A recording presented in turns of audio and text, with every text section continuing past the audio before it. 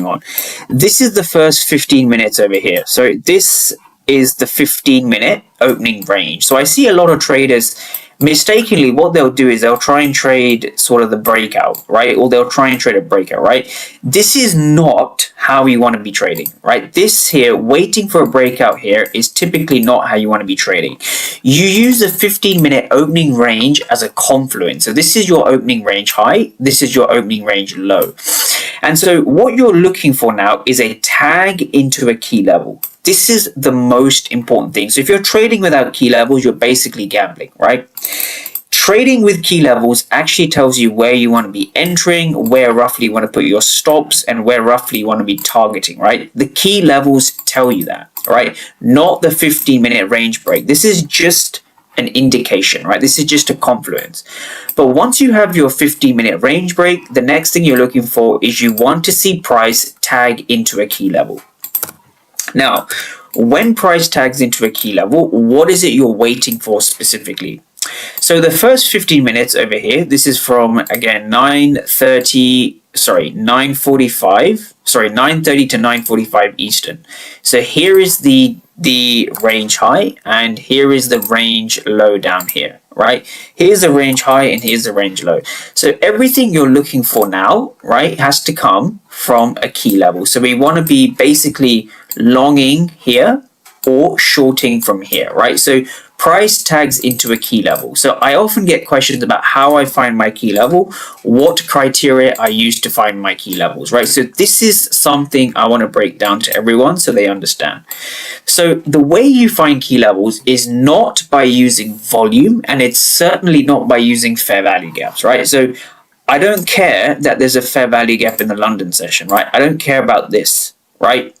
Because before the market even opened, I have my pre-market game plan. So I'm not interested in this zone over here.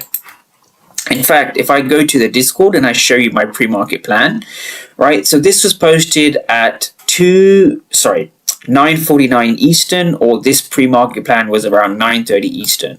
So what I'm looking for is I have my key levels defined, right? So I've got key level 3, key level 4, key level 5, key level 2. So basically, whichever level price comes into, I'm only looking for a trade at those levels, right? This is the main thing I want everyone to understand. I'm only looking to trade at 5, 4, 3, 2, or 1. Now, if we look at our trade over here, what was really going on is we tapped into key level 3. Now, when we come into key level 3, we can either have bullishness or bearishness. So the question is, how do you find that key level? And more importantly, how do you know whether to go long or short, right? Because that is the name of the game. So let's answer people's first questions. So for those who follow along in any of my socials, you'll know that I took a trade on Friday, and on Monday we tapped into this level, right? So this is a key level.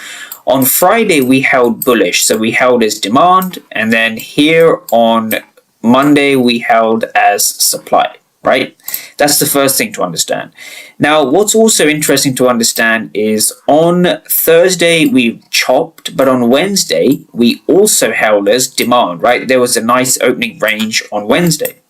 So we held as demand over here as well. And what's interesting is if we keep going back to this same level, we will see multiple rejections of this point. So this is not your typical support and resistance. This was a long trade, right, from Friday the 5th of February.